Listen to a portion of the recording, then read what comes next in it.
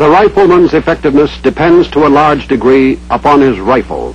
It must be as lightweight and rugged as possible. It must be capable of automatic and semi-automatic fire, and its ammunition must provide maximum firepower with the minimum of weight to enable the rifleman to carry as many loaded magazines as possible and practical.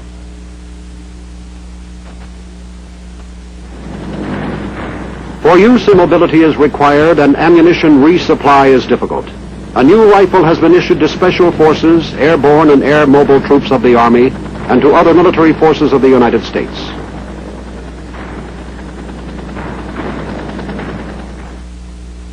This new rifle is designated the M16E1.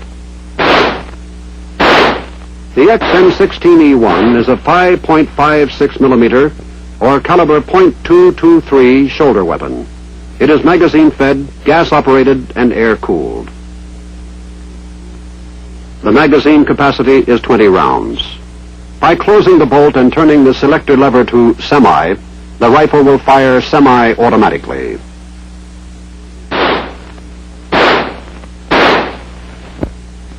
By turning the selector lever to auto, the rifle will fire full automatic. The cyclic rate of fire is 700 to 800 rounds per minute, with a muzzle velocity of approximately 3,150 feet per second. The maximum is 460 meters. The weapon's most distinguishing characteristic is its light weight. When fully loaded with this relationship of weight to firepower in the M16E1 results from design, construction, and operation. One of its principal features is straight line construction. The straight line extends through the stock, bolt carrier group, chamber, and barrel. This design substantially reduces rifle climb during firing. The barrel is surrounded by a heat-resistant fiberglass material with an aluminum reflecting shield which serves as a hand guard.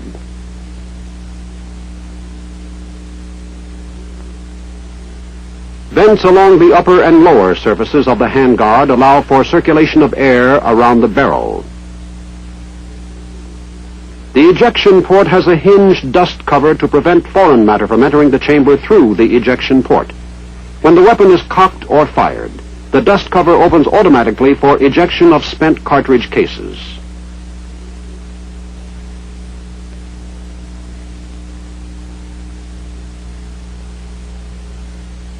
The carrying handle is an integrated part of the receiver. Due to the straight-line construction of this weapon, raised sights are necessary. The rear sight is located on the rear of the carrying handle and is protected by the raised sides of the handle. Additional designs can be seen in this view. One of these is the gas operating system. When a round is fired, gas passes through a gas port located in the front upper surface of the barrel and is directed through a gas tube back into the cylinder formed by the bolt and bolt carrier, causing the bolt carrier to move rearward. Another design is the chamber locking mechanism. Lugs on the bolt lock the bolt directly to the barrel, thereby eliminating the need for the heavy receiver normally required to lock the bolt behind the cartridge. The stock of the rifle is composed of a durable synthetic material of high impact strength. It contains the recoil mechanism consisting of the action spring guide and action spring. It's located on the action spring guide. During recoil, the outer rings are forced to ride over the inner rings.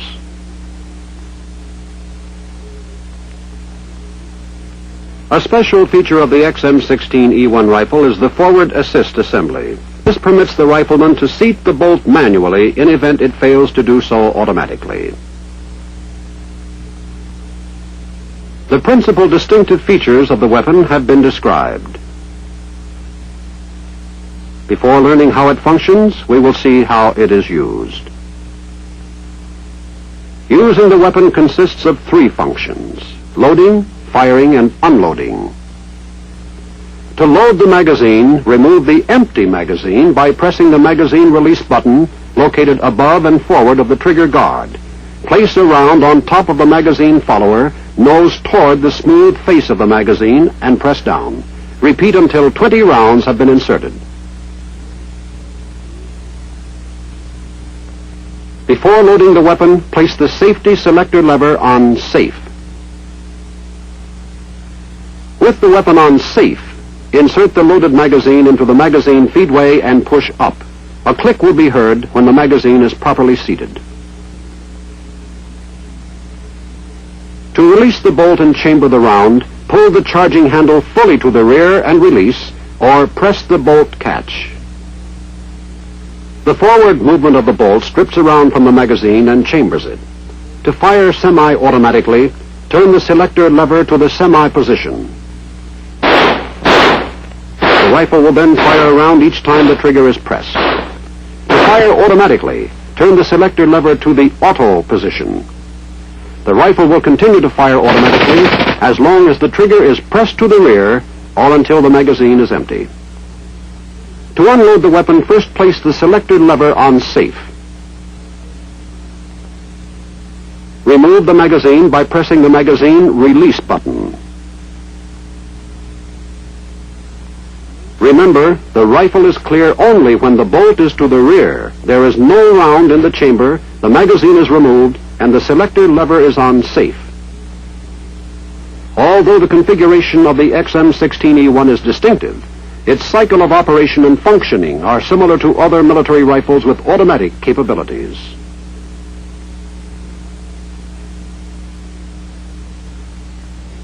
The cycle of functioning of the weapon consists of 8 basic mechanical operations. These are firing, unlocking, extracting, ejecting, cocking, feeding, chambering, and locking. Although many of these occur simultaneously, they will be discussed separately for both semi-automatic and automatic fire. Let's start with firing. When a round is in the chamber, the weapon is ready to fire. For semi-automatic fire, the selector lever is turned to the semi position.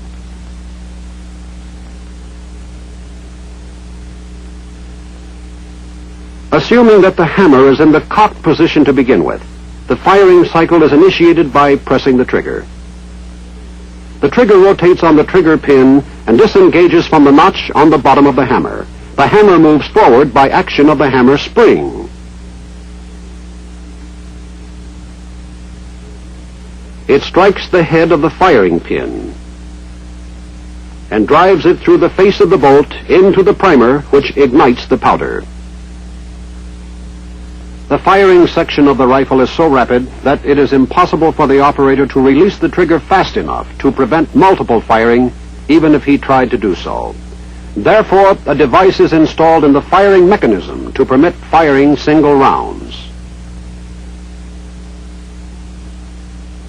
In the M16E1, the disconnect is used for this purpose. The disconnect is rotated forward when the trigger is pulled.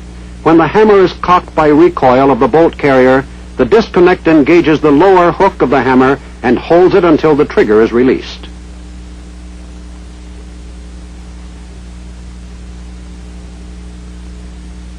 When the trigger is released, the disconnect rotates down and disengages the hammer, allowing it to rotate forward until caught by the nose of the trigger. This prevents the hammer from following the bolt carrier forward. In the semi-automatic position, the disconnect governs the firing mechanism to provide a single shot each time the trigger is pulled.